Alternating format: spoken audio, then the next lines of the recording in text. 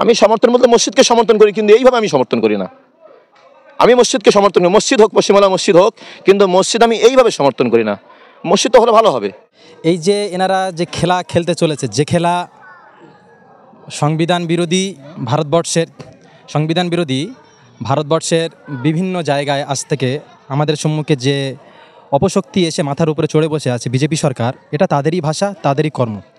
তো ইসলাম ধর্ম কোনোদিন এমনভাবে ধর্মকে নিয়ে রাজনীতির ময়দানে এটা কোনোদিন মুসলিম বুদ্ধিজীবীরা পছন্দ করেনি, ইনশাল্লাহ আগামী তো করবে। মুসলিমদের জন্য হয়তো মসজিদটা উনি বানাচ্ছে, মুসলিমরা তো নামাজ পড়বে, কিন্তু প্রথমে আমি এটাই বলবো যে মসজিদগুলো বিরান হয়ে পড়ে আছে, যে মসজিদগুলো নামাজি হয় না, যে মসজিদগুলো দরজা বন্ধ হয়ে পড়ে আছে, হুমায়ুন কবির সাহেব যদি ওই মসজিদগুলো যদি ফিকির করে যে মসজিদের দরজাগুলো কীভাবে খুলবে, কীভাবে নামাজি বাড়বে।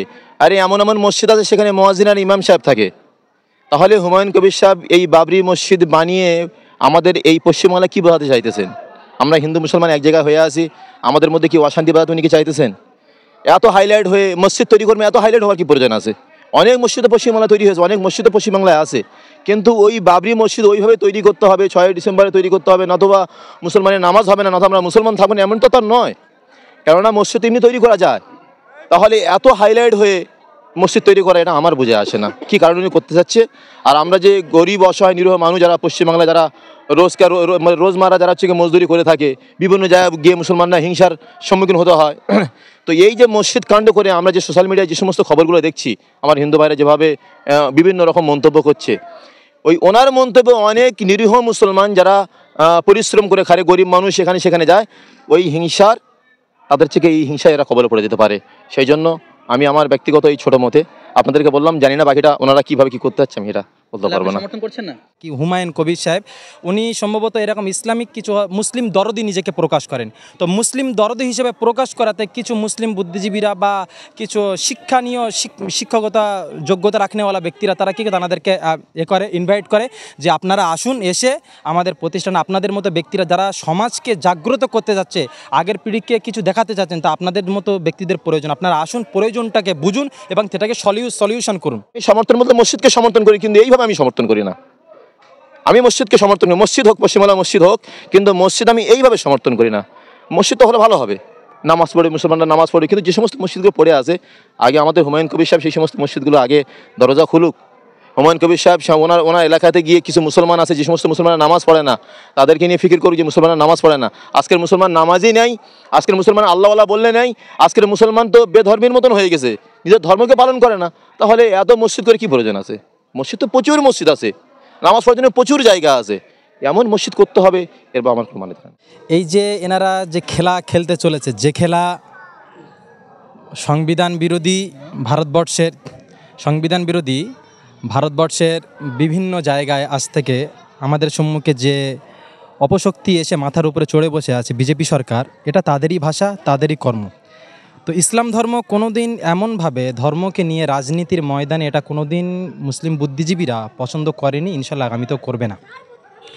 তো এই যে আপনি বলছেন যে মসজিদ মাদ্রাসা নিয়ে যে একটা নিজের কেন্দ্র করছে, নিজেকে ভাইরাল করার বা নিজের স্থানটাকে গড়ার জন্য, এটাকে অত্যন্ত নিন্দনীয়।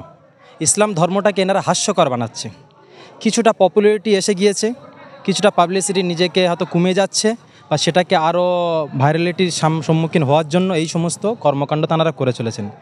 ইনশাল্লাহ কোনো দিন এর সফলতার দিকে এটা ভালো ইসলাম মুসলিমদের জন্য কোনো ভালোর দিক নয়। ওনারা এই যে জিনিসটা করছেন, এটা আরও আমাদের যুবক সমাজকে বা আগের প্রজন্মকে অনেক পিছনে ফেলে দিচ্ছেন।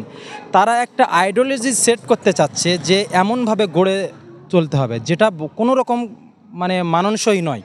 আমাদের যুবকদের, আমাদের আগের প্রজন্মদেরকে, নেক্সট জেনারেশনদেরকে শিক্ষা দরকার, তাদের এডুকেশন দরকার, তাদেরকে সমাজে গড়ার জন্য, তাদেরকে আমাদেরকে টপ লেভেলে নিয়ে যাওয়ার জন্য তাদেরকে কি প্রয়োজন, আমাদের ইউনিভার্সিটি প্রয়োজন কি, কলেজ প্রয়োজন কি, স্কুল প্রয়োজন কি। যেমন আমরা আজকে এই বাসন্তীর এক জায়গায় এখানে আসলাম, এখানে একটা স্কুল গড়া হচ্ছে। তো এই সমস্ত সোচ, এই সমস্ত মানসিকতাকে আমাদের আগের প্রজন্ম তারা উপকৃত হবে।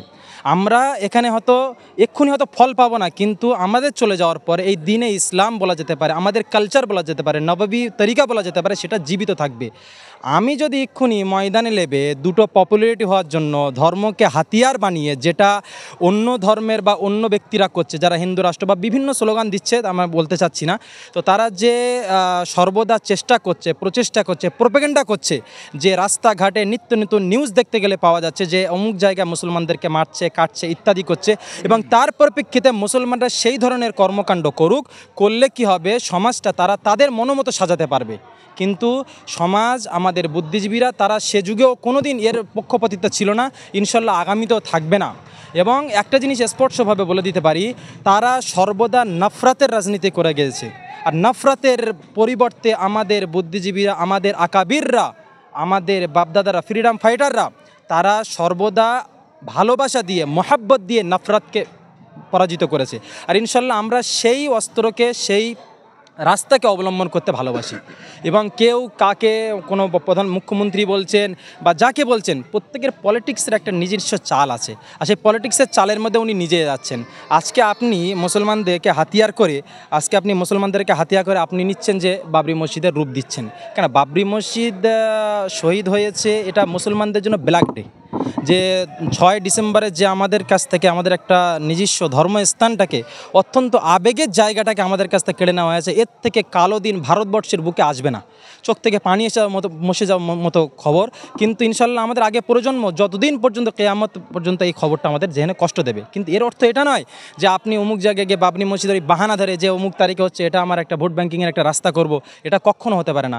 আপনার প্রয়োজনীয়তা ছিল যে আপনি ওই যে জায়গায় বসস্থান, মুর্শিদাবাদের বা যে বেলেডাঙ্গা, যেখানে সেখানকার এলাকার আমাদের যুবকরা, আমাদের মুসলিম ভাইয়েরা বা সেখানকার ইসলামিক শিক্ষা প্রতিষ্ঠানগুলো বা মসজিদ মাদ্রাসাগুলো কীভাবে পঠন বা হচ্ছে, আমরা কিছু শোনার মাধ্যমে, আপনাদেরই মিডিয়ার মাধ্যমে খরা খবর, যে ব্যক্তির নাম নিচ্ছেন কি হুমায়ুন কবির সাহেব, উনি সম্ভবত এরকম ইসলামিক কিছু মুসলিম দরদি নিজেকে প্রকাশ করেন।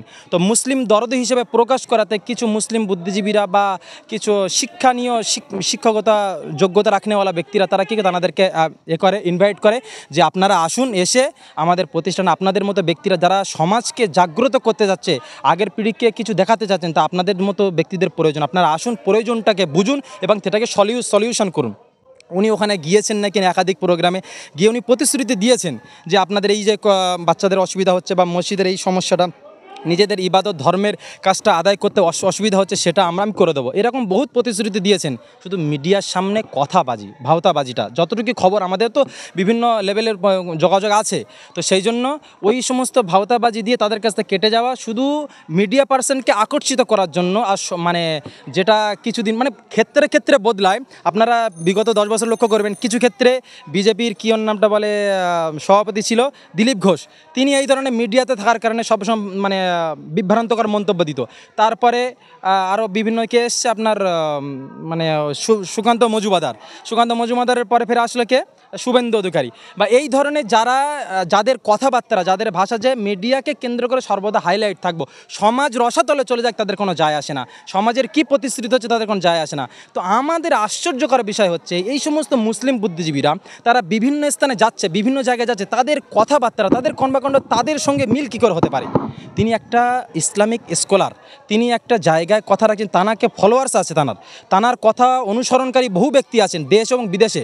কিন্তু এবারে তিনি যে একটা প্রতিশ্রুতি নিলেন, সেই প্রতিশ্রুতির উপরে লক্ষ্য করে আপনি একটা ঘোষণা দিয়েছেন যে আপনি একটা মাইনরিটির ওপরে আপনি লক্ষ্য করে আছেন।